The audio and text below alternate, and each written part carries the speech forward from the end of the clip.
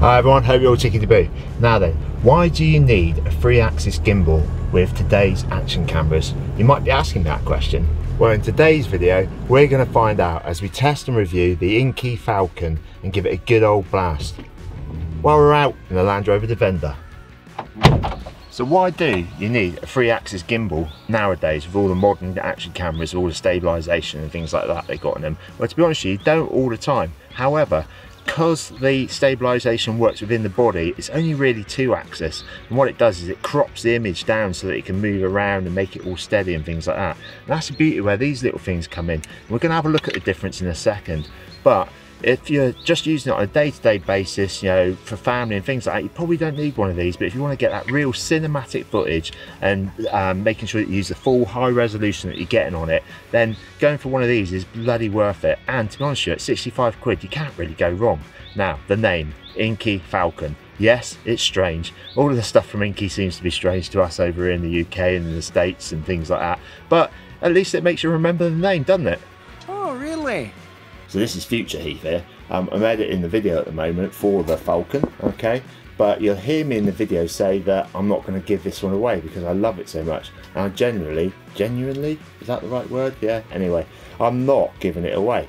But Peer Gear has sent me another one. It's all packaged up and everything else. Now I ain't going to be using 2 of them in one go. So someone lucky who's watching this video will get the chance to win this one. But stay tuned because I'll keep cutting in looking like this, different t-shirt and things like that, and I'll tell you how you can win it. So in a minute what we're going to do is put this little beauty to the test. In the Defender, around the Defender, and best of all, on top of the Defender.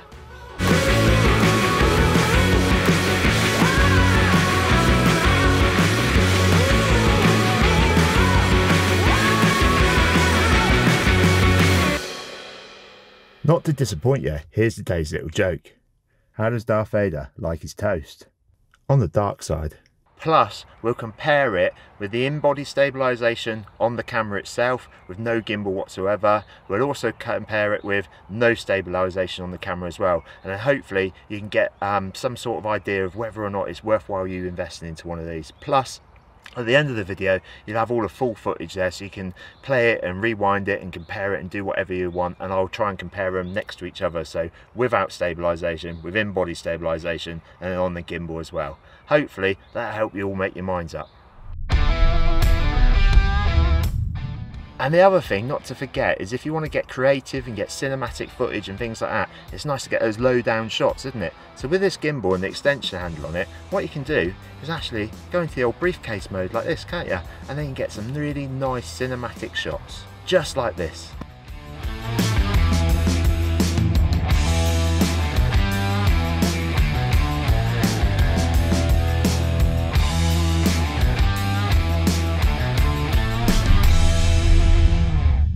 So we're back in the garage quickly just to have a quick look at what you get in the box. Then we're going to shoot back out and see it working on the front of the Defender. But the first thing you'll notice inside the box is how small it is. But it's okay, even if you've got big clumsy hands like mine. Yeah, you get this tiny little tripod as well, which acts as a stand, but also an extension. So if you've got big hands like mine, you can see you get that bigger grip on it. As with most things nowadays, you get the charging cable and some Allen keys for when you're balancing it, and a nice cloth bag to store it all in. So as I said, we'll get back outside in a bit and see it in action, but let's first whack the GoPro on here and see how easy it is to balance. Don't worry, I'll speed it up for you if it's that slow.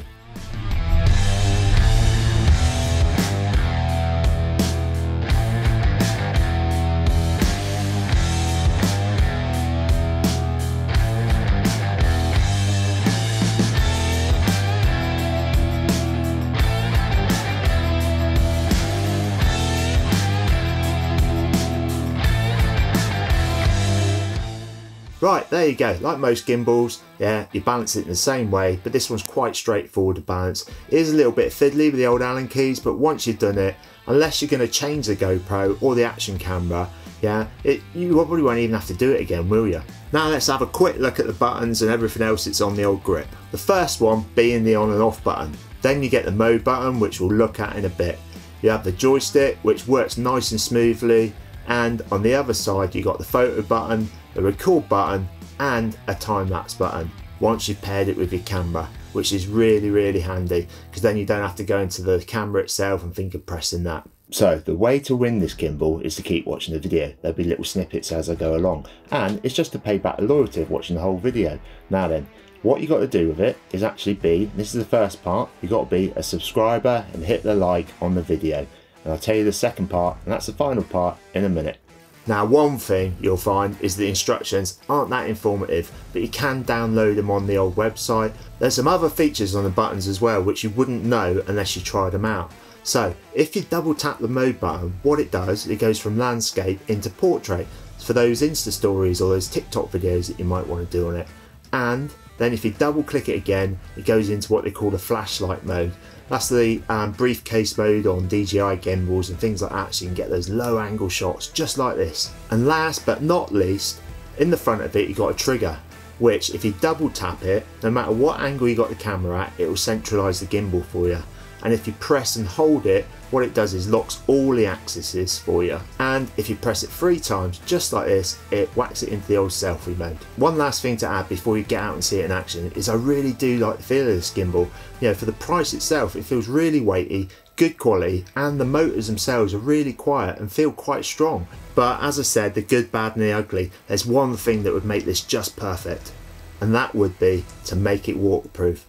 But at 65 quid, you can't really ask for everything, can you? However, Inkee, yeah, you designers out there, if you're listening to this and you're going to make a version 2, why don't you make it waterproof? Because we, the general public, there's people like myself who use these all the time, will happily pay more if it can do that. So we're going to get out and look at the footage now.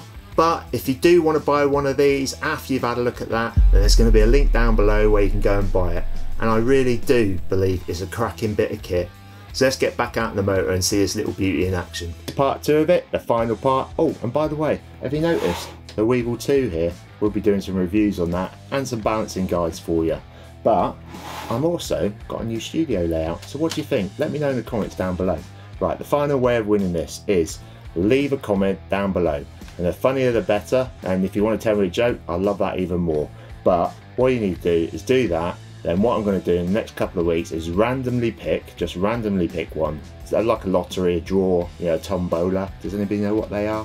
Yeah, randomly pick one, and then I'll send it out to whoever the winner is, and I'll announce it on a future video. So that's all you have to do. You don't have to tell me any, you know, story about yourself or anything like that. Good luck, everyone. See you in a sec. So let's get on with testing it on top of the Defender. Right, first test we're going to do is got it on the front of the Defender like this, so that when you're talking inside the car, you can actually be talking outside the car as well. That's the beauty of having wireless mics, isn't it? Just like this.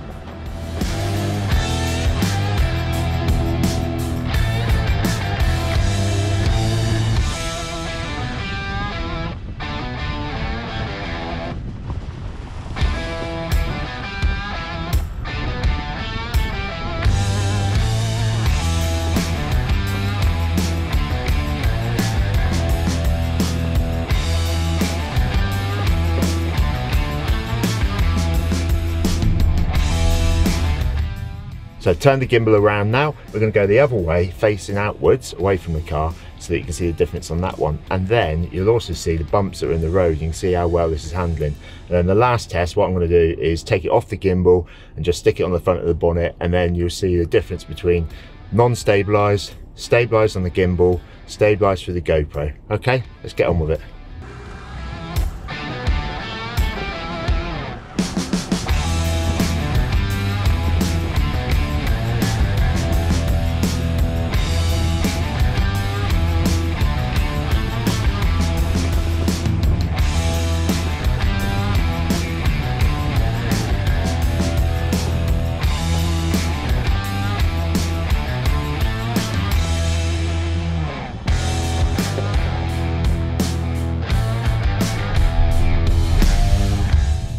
Is what it's like inside the car if you're wandering.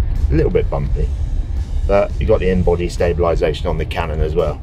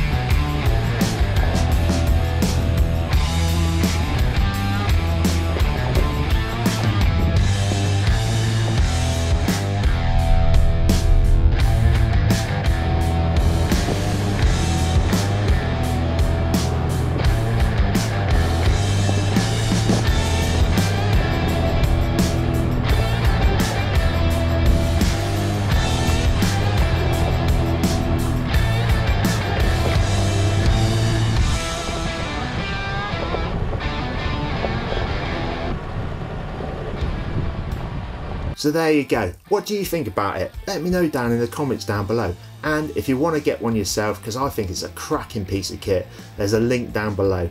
Also, don't forget, we do have giveaways on this channel. When I get sent gear to review, sometimes they send me 2, or sometimes I'm not going to use it myself. So what I do is I give it away to you lucky ones. So make sure you hit that subscribe button, hit the bell, and then that way you're not going to miss out on any future events, any reviews that I do, or the out and about films now that the old quarantine's getting a bit better. Hope you found this one useful, everyone. Hope you had a bit of fun with it as well. Stay safe out there, have fun making stuff, keep smiling. Cheers and gone.